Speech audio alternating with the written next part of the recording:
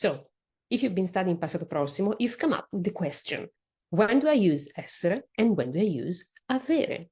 And that is the topic of today's video. But to start, let's recap what Passato Prossimo is. So, as you can see, Passato Prossimo is a past tense in Italian, and it describes actions completed in the past. Very straightforward. The only thing that we can express the Passato Prossimo in two ways. Let's see the two examples. Io ho mangiato la mela. Io sono andato a Bologna. So, as you can see, the Passato Prossimo is ho mangiato and sono andato. So, you can see that the Passato Prossimo, it is formed with either avere, as in ho mangiato, ho is avere, or essere, as in sono is the verb essere, sono andato, plus the past participle. So the Passato Prossimo is made up of two words, either avere or essere, plus the past participle. In our cases, mangiato and andato are the past participles. So the question is, how do I choose between essere and avere with Passato Prossimo?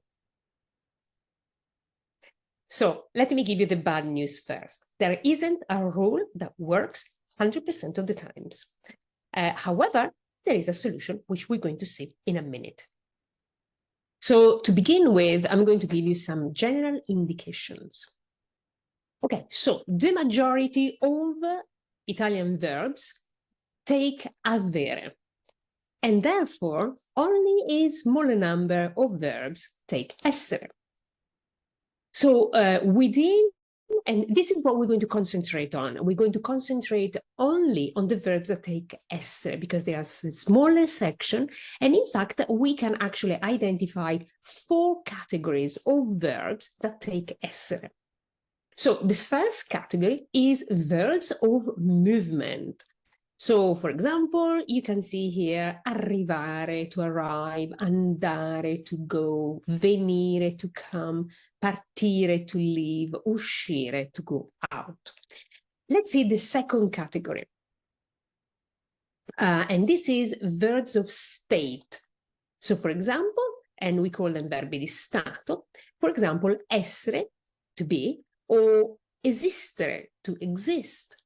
Another one is stare, to stay. Okay, so this is category number 2.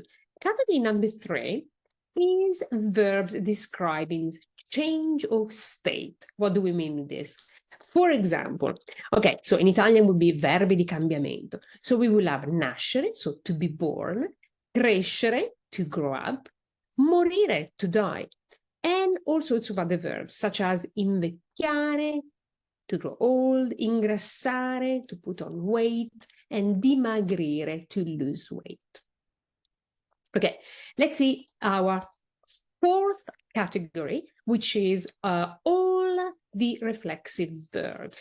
How do you recognize reflexive verbs? They end in arsi, ersi, or irsi. So let's have a look. For example, you have svegliarsi, to wake up, vestirsi, to dress, lavarsi, to wash, divertirsi, to enjoy oneself, and riposarsi, to rest.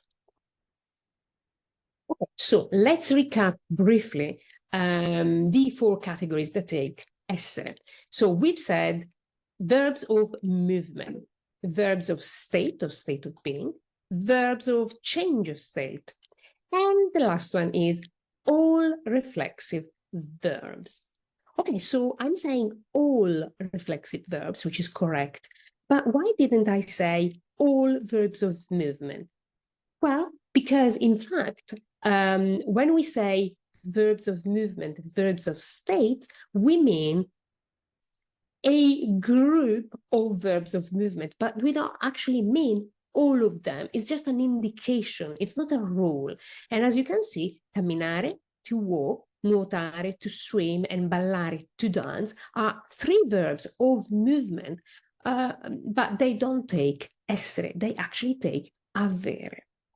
So, what is my suggestion? My suggestion is actually to use a tool which is a mnemonic. So, what is a mnemonic? A mnemonic is a tool to aid memorization. And in fact, the recommendation that I have for you today is a little bit of a old-fashioned recommendation. And it is to, what I recommend is to focus on learning the most common verbs with essere by heart. Given that most verbs take avere, those requiring essere are clearly in the minority, and therefore making it quite doable to actually learn them by heart. But obviously, to just learn verbs by heart, might not be the most effective way. And that is why I'm suggesting a mnemonic. This mnemonic is called la casa di essere. So let's have a look at this tool that I'm presenting today. Now, it is called la casa di essere. And as you can see, it is shaped as a house with different floors. For each floor, you have one of the categories of verbs mentioned before. So, for example, in the basement and first floor, you have the verbi di movimento, andare e venire, uscire, entrare, partire, arrivare, and so on. And then you have salire, to go up, and scendere, to go down. You can see here on the second floor, you have all reflexive verbs. This is actually a category, all reflexive verbs. Then you have verbi di stato, we've seen a few earlier, rimanere, essere, stare, restare, esistere, sembrare. And then again, verbi di cambiamento, verbs of change that indicate change of state, for example, nascere, crescere, morire, ingrassare, dimagrire, diventare, etc. And then in the roof, we have other verbs like piacere, mancare, and sembrare. Now, what is the most important thing to remember about this house? And how do you use the house?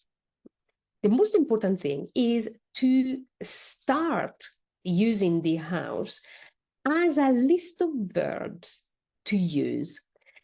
Bear in mind that these are not categories except for the reflexive verbs, which are the true category. So all reflexive verbs will take essere, but not all verbs of movement will take essere. So why is this mnemonic useful? Because what I intend for you to do is to actually start using only these verbs to start. And this is very effective, especially when you are starting out learning the Passato Prossimo. So you don't have a huge amount of vocabulary anyway. So this is what you want to do. You want to take a smaller number of verbs that take essere, put them in your house, and start using those. So if you use those to start, you will know that the verbs in the house takes essere. So you will always know that when you want to say, I go, I went, sono andata, sono andato. The verb andare is here in the house and therefore takes essere. Okay, what happens when you get a little bit more advanced? You will find more verbs that are actually not in this particular mnemonic. So they are not part of the mnemonic yet. So it means that you will come across words that take verbs that take essere. And in that case, you will simply need to add them into your house. And obviously, as you get more advanced, you will then not need the house of essere anymore, because that is, let's say, something that you need at the beginning. I hope this video helps you, especially understanding how to use this tool, La Casa del Passato Prossimo. Bear in mind that I have a full blog on how to choose essere and avere. And in this blog, I also include a full list of the verbs with their translation.